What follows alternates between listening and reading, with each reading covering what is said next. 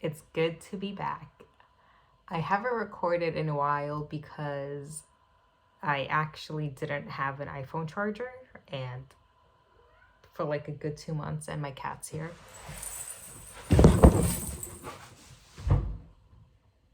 What's up, Sunny?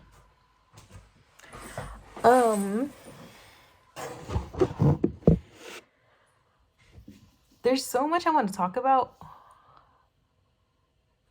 I think I'm gonna make a 3-part video, but because I want to talk about the Abraham Hicks cruise, October, and now November. God damn, so much has happened, dude. And again, this is why I love these videos, because it helps me look back and kind of see the transformation month over month. And I don't know exactly what I want to talk about today, but I just had the impulse to record. And it was my dad's birthday today. Ow. And Sunny's saying hi. I've had him for almost exactly... This is his 4th Thanksgiving with us. What a miracle. It's my dad's birthday today. He's 72. And it always made me cry so hard when he would make comments like, oh, this might be my last birthday, or when I would say, me and my brother's joke after we cut the cake and stuff like that, it's like, same time next year? And I told him that, and this time he was like, I hope so. And this time, I don't know, I just had it didn't make me cry. And the cutest thing, I asked him if my nephew, his first grandson, was his favorite gift. And he said, no, you are. That made me cry. I don't know what happened. Am I on a different timeline now? Because, dude, I was thinking about it today. What was my problem with him? Like, when I go back in my journals and stuff like that, there's always, my dad is like the focal topic of like me wanting to transform our relationship. And when I look back, I'm like, bro, what actually happened that made me feel like this? And there's memories that pop up and stuff like that, like aggression and yeah. Oh, okay. Yeah, okay. Now more memories are coming up, but it's not affecting me. As they're coming up, I'm just like letting it go. And I'm just seeing him for the precious human that he is. And same for my mom, honestly.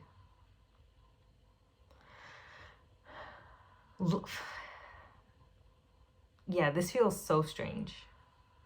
To like, I don't have any issue with him right now. Like, the emotional charge is completely gone with him. Whoa. But I think, yeah, we're definitely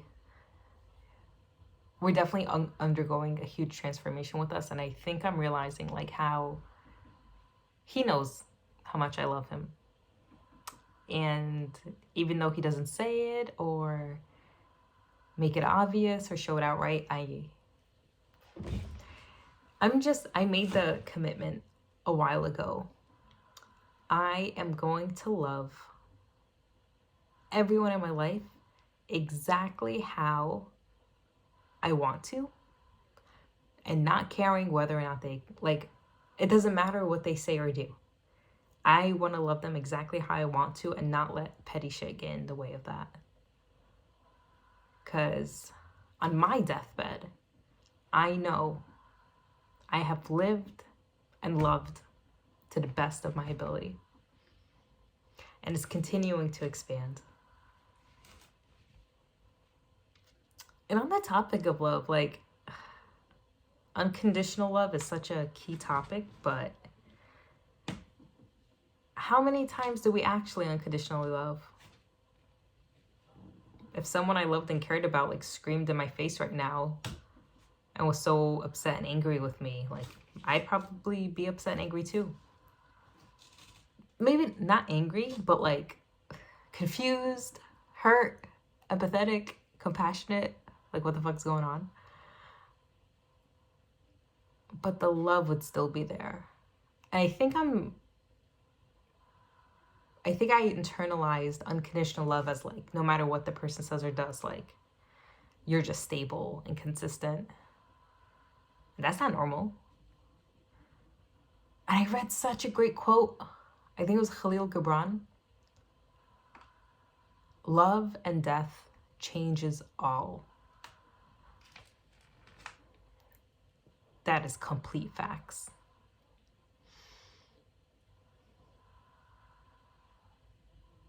And I think just in general, I'm going to talk about, I'm going to record another video for how the cruise went and shit, and what I learned.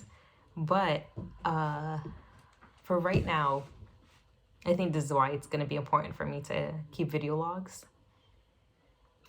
I'm going through another integration process, and I have no idea what it's leading into right now. Like, I haven't been feeling like myself. And it's not a bad thing. I'm just not feeling like, where am I type of thing. Dude, that's why I always love the analogy. Like, no matter what's going on, like, whenever I kind of start to feel like this or some crazy shit starts happening, or it's like, damn, like, I feel like I'm losing complete control, I kind of just see it as a big snow globe, and you're shaking it up, and you're watching everything, like, in pretty much chaos. Then after a while, it just settles down gently and calmly, and then you get to shake it up again. So I'm in this shaken up process right now, and it's slowly starting to trickle down, but I have no idea how anything's gonna land right now. Whew, okay. Yeah, shit's gonna go crazy. In a good way. As usual. Oh, another exercise that I did last night. I'm too lazy to get up. I don't want to get up right now to show you. I got the cutest freaking journal at 5 and Below yesterday, and it's a boba tea in the front, and it's a squishy cover with like little balls inside liquid. And it's such a happy journal, and I'm so glad dude, that's what I love about fresh journals. Like, there's so much like untapped energy just waiting. And I initiated it by writing a love letter to myself this morning. And last night, I saw this, I just took a screenshot off Instagram, as like how to kind of pre-pave for 2024. And I made a big T in the center of the page. So you got 4 quadrants, and then wrote 2024 in the middle. First block, what do I want? What do I want to do? What do I want to have? What do I want to do? What do I want to be? And how do I want to live? And the first section, what do I want to do? So it was things like, bro, I'm really... Kids may be a possibility. It was always a possibility. It is a reality. But now I'm realizing I thought I wanted kids ASAP. Like, if I got pregnant today, like, I thought I would be like, all right, let's go with it. Which I probably would be, because just surrender. But dude, now I'm like realizing that reality of that, and there is certain things that I want to do not being a parent. So on my list was, I really want to go to Japan and Asia. And one thing I just imagined, like, dude, a family trip to Japan, that's a whole different vibe. But young, hot, me in Japan. Dude, I just wanna, like, dude, I had the sickest vision of just like partying in like the most sickest nightclub until like 7 in the morning in Japan. I don't know, like, dude, that's so fucking awesome. Dude, clubbing in Japan, and I wanna go clubbing in Taiwan. And not necessarily, like, bro, now that I've been pretty much sober, oh, I could talk about that too. All right. 3 more videos coming up after this to talk about my sobriety. Now that I've been pretty much sober the whole year, I don't need drugs to have fun whatsoever. And what I realized, dude, I love seeing people enjoy themselves. I love seeing people have fun. I love the energy of a good crowd. That's why I love going to shows and concerts. And that's why I want to go to nightclubs. A techno? Dude, an all-night techno rager in Japan. Yes. And they get ramen in the morning. Yes. And boba tea. Or whatever crazy stuff that they have there. So I want to do that. Asia. And I'm kind of like including Asia, Thailand, and Hong Kong in that category. Sedona, I've been called to for a long time. And I think next year is a good possibility for that.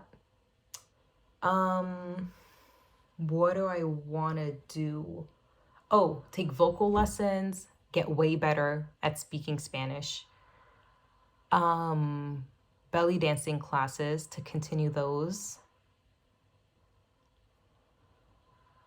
Maybe I'll do this at the end of the year. Yeah. And then what do I want to have? Mustang, Rolex. I don't know what else I put in. I wrote a whole list. But this is like, I was like hella sleepy right before bed. And what do I want to be? So my intention since this summer, think God's thoughts, speak God's words, perform God's actions. And that means losing Jasmine. I want to completely dedicate myself to life. And I know that's a bigger force than what I can even conceive right now, honestly.